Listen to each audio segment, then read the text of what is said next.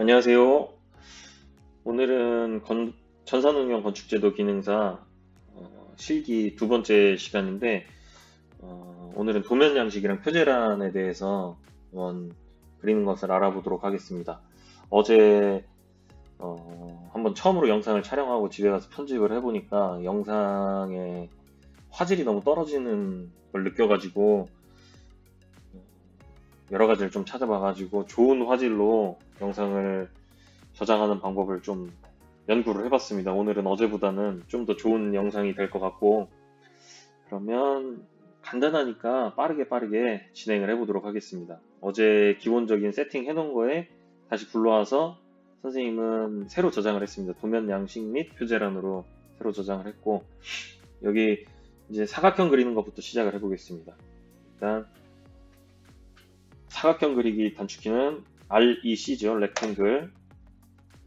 REC를 치면 첫 번째 구석 점 지정을 하라고 하는데 가장 편한 거는 0,0 이 XY축 좌표의 이 중심점인 0,0으로 지정을 하는 게 편하고, 그 다음 점은 종이 사이즈랑 같게 420에 297로 지정을 해주고, 이거는 암기를 해야 되는 수치입니다.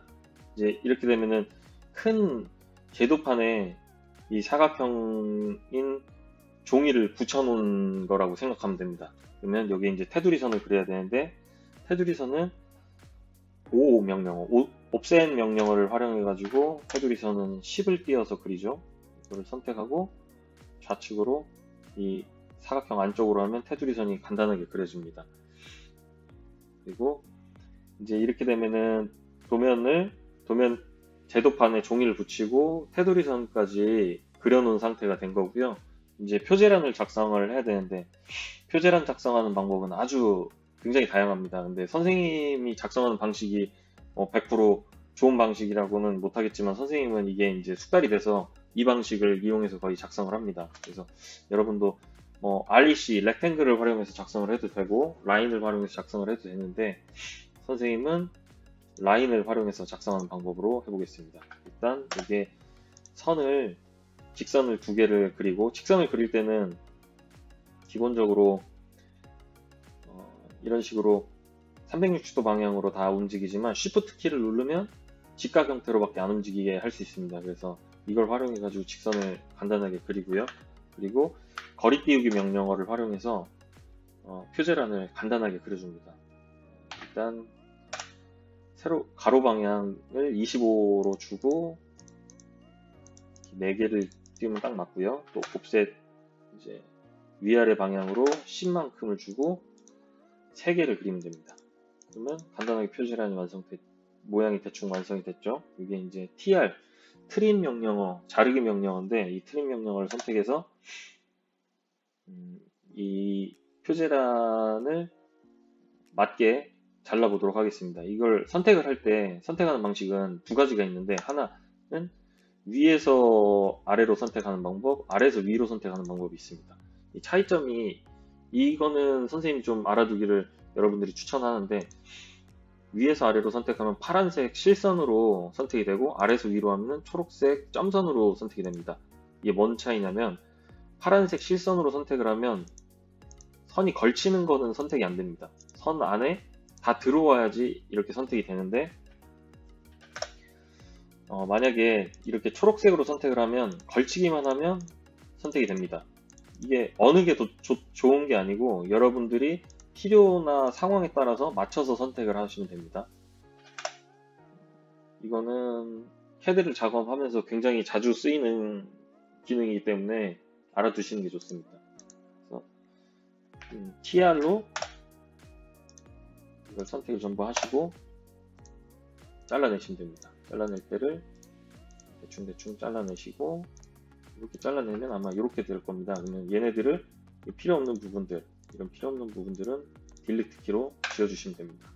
그리고 이거를 이 왼쪽으로 좌측 상단으로 이동을 해야 되지 않습니까? 그러면 간단하게 move M 명령어를 활용해 가지고 기준점은 여기를 잡고 이동을 해야 편하겠죠? 여기를 잡고 여기로 이동을 하면 이제 여러분이 알고 있는 그런 도면 기본적인 모습이 좀 나오고 있습니다. 이제 이 테두리선은 원래 보통 가장 진하게 표시를 하지 않습니까? 그래서 테두리선을 변경을 해야 되는데 PE, 폴리 에디트를 활용해 가지고 하면 됩니다. PE를 선택하고 이 테두리선을 선택해서 폭, 이걸 눌러도 되고 W를 쳐도 됩니다.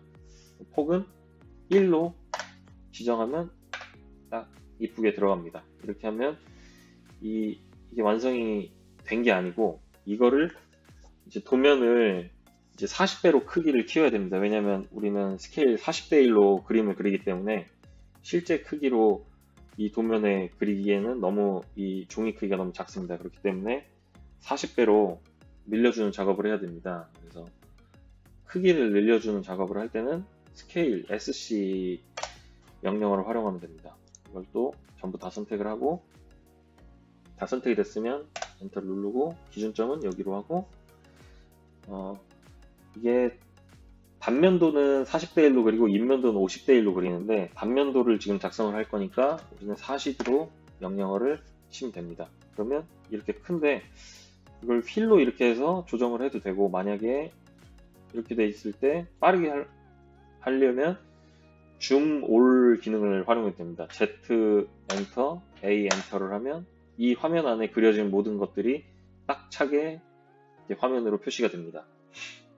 이때 이러고 나서 이제 표제란에 이 내용을 작성을 해야 됩니다. 이게 표제란 내용을 작성을 해야 되는데, 이때는 문자를 작성하는 DT 기능을 활용하면 됩니다. 문자 시작점은 한 여기 중간 정도로 해가지고, 각도는 0으로 해야 되겠죠. 그냥 일반적으로 쓰는 거기 때문에.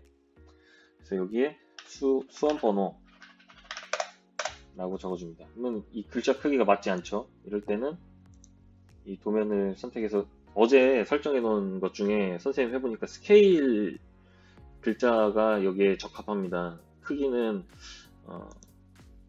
이게 120 정도 됐던 것 같은데, 100 정도 됐습니다. 이 위아래 높이 크기가 100인데 이 스케일 가지고 수험번호라고 적어주고, 이거를 무브 기능을 활용해 가지고 선택을 하고 살짝 이동을 해줍니다. 가운데로. 그리고 이거를 하나하나 디테일을 활용해 가지고 글자를 쓰는 것보다는 좀 더 깔끔하게 하려면 copy, CO 명령어를 활용해 가지고 밑으로 옆으로 이렇게 붙여놓고 글자를 바꾸는 게 깔끔합니다. 그리고 이거를 밑에 붙여 넣을 때는 아까 알려줬던 Shift 명령어를 활용해서 직각으로 움직이게끔 해서 이렇게 간단하게 위치가 어느 정도 지정이 됐죠. 이때 여기에다가 하고 싶은 원래 들어가야 되는 말로 변경을 합니다. 성명, 그리고 여기는 뭐 감독 확인. 더블 클릭을 해서 간단하게 글자를 쓰면 돼요. 다시 감독 확인. 간단하게 글자를 쓰면 되고, 여기는 좀 길죠. 전산응용 건축 제도 기능사 기능사, 하면 됩니다. 여기 이제 실제로 시험 볼 때는 수험번호랑 성명이 들어가야 되는데, 이때는 뭐 간단합니다. 카피 명령어를 활용해 가지고 성명이랑 수험번호를 해서 옆으로 복사를 넣고, 수험번호는 뭐 001이라고 그냥 대충 하겠습니다. 이름도 더블 클릭을 해서 김상호, 이렇게 하면 이제 표제란과 도면 양식까지 붙이는 작업까지 끝난 겁니다. 이거 같은 경우에는 여러분들이랑 또 알려주면서 했기 때문에 또 10분 정도의 시간이 걸렸지만, 이거는 여러분이 숙달이 되면 정말 1, 2분 안에도 가능합니다. 그래가지고 많이 연습을 해가지고 한 3분 안에 도면 양식을 붙이고 표제란을 작성하는 것까지 연습이 되면 좋겠네요. 어제 했던 CAD 기본 설정과 도면 양식 및 표제란까지 작성하는데 10분 안쪽으로 할 수 있게 연습이 되고 숙달이 되면 좋을 것 같습니다. 그리고 오늘은 두 번째 강의는 여기까지 하고, 또 다음 강의를 준비해서 만나도록 하겠습니다.